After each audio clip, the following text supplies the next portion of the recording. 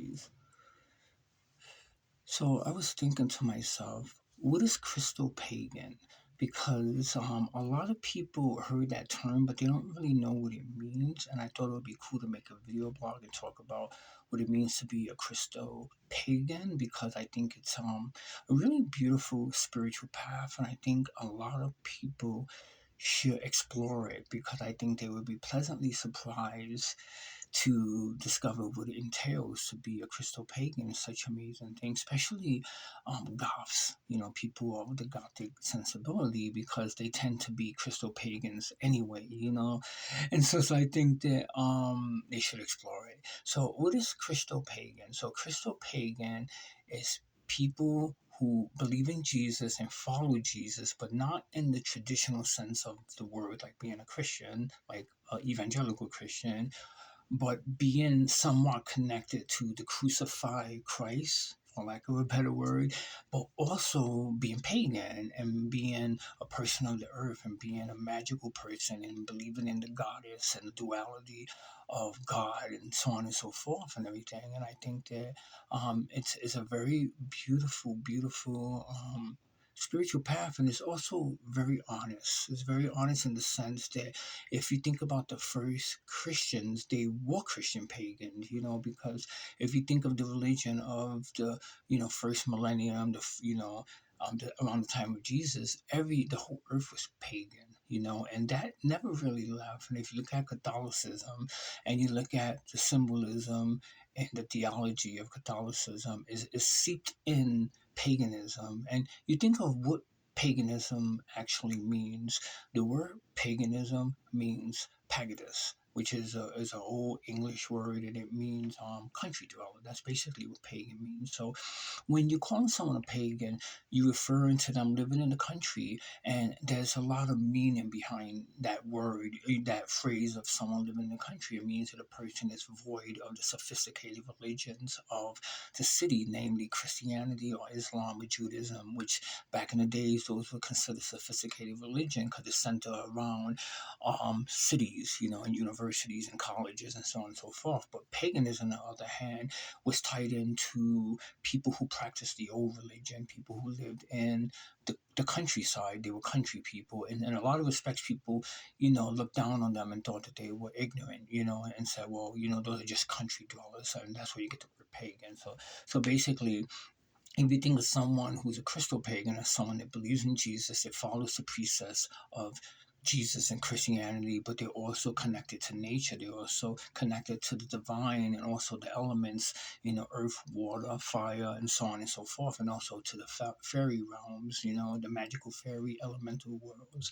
And I got to make a video blog on the elemental worlds because that's such a broad subject, and I think that a lot of people will be pleasantly surprised if they hear all the stuff that is entailed in the myth of fairy folklore in European culture and also in American culture as well, and in Latin culture as well. And so, but that's a different video blog and everything. So being a Christo Pagan, I think the reason why I preface it earlier by, talking about it in conjunction to being a goth and being a gothic person, because gothic people, they already have a sacrificial love of God, but not so much the omnipresence of God, like Jesus or God in heaven is judging people, but God to most goths is really an inclusive feeling that they have of liberation. Is an inner feeling of liberation for most gothic people. Like they Gothic people, as a general rule, are deeply religious people. Do not mistake that for one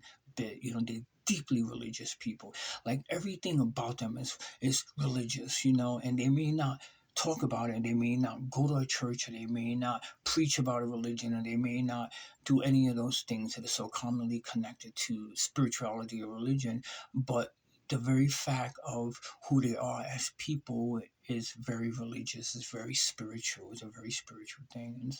And a lot of times, when I had throughout my sojourn, my pilgrimage in this world, I meet a bunch of Gothic people, and I talk to them about spirituality and religion, and they go, "Oh my God, I feel the same way. I feel the same way. I just don't think about it in the way you think about it. I just don't have the terminology that you have, and I can't speak about it the way you speak about it, But the feeling is there. I feel that same way. I feel like there's this longing, and there's this connection to this seemingly dark void. It's not really dark, but it's actually encased in this beautiful angelic light.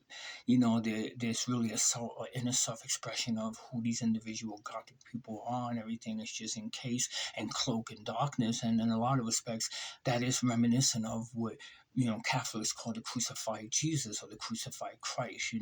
And like you think about a person being messianic, and like loving the world and loving, their family and their friends, and being a sacrificial lamb and being led to the slaughter and being crucified for the love of society. That's basically what Gothic people go through on a daily. When a Gothic person just really, really Gothic and go out in the world and people make fun of that person and people think they're weird and people think something's wrong with them, those people are sacrificing their freedom to not be bothered. They sacrificing their freedom to not be, let alone, like, because if they could just easily not dress like that and just dress like a normal and be a conformist and just walk in the world, and people probably still won't accept them because they probably be odd anyway. But you know what I'm saying? Like they sacrificing their freedom to be happy, to be accepted in society for a bigger picture, a bigger tapestry, which is the tapestry of darkness.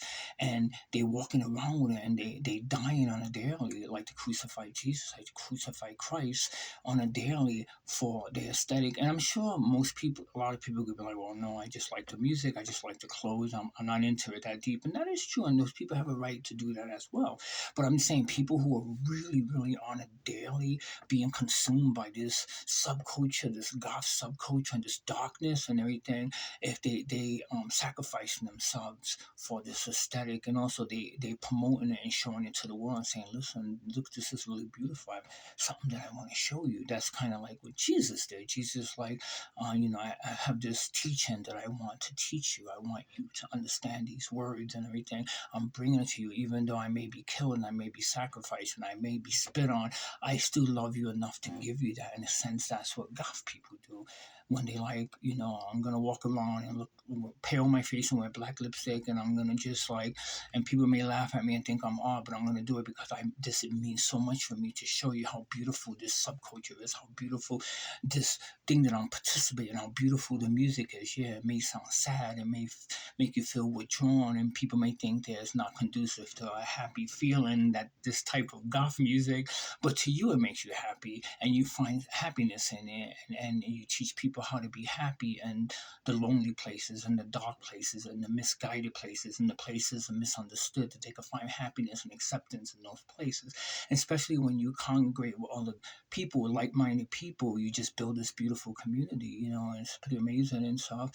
But I think is really reminiscent of Christo Paganism, because Christo Paganism is, celebrating the crucified Jesus that died on the cross for supposedly the sins of the world, which that could be interpreted in different ways, not necessarily a physical death for the world, but, dying for this, to spreading love and fellowship and acceptance and everything. Jesus pretty much was crucified, just like many other people were crucified as well, but doing it for the betterment of society and doing it in a selfless way, which is really beautiful, but also retaining this naturalness of this earth, this connection with the world and stuff, and just walking in the beauty of the earth and everything. It's just really amazing, and everything.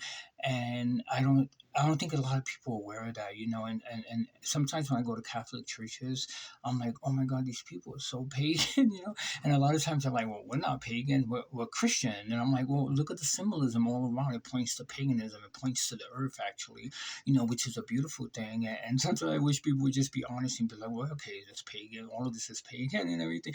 And you think about it, the rosary that I wear, rosaries are really pagan. You can't get more pagan than the rosary, and it's actually Buddhist too. Buddhists were used in prayer beads before Catholics, and so so it's very pagan and everything. And yeah, I think I finished with this video blog.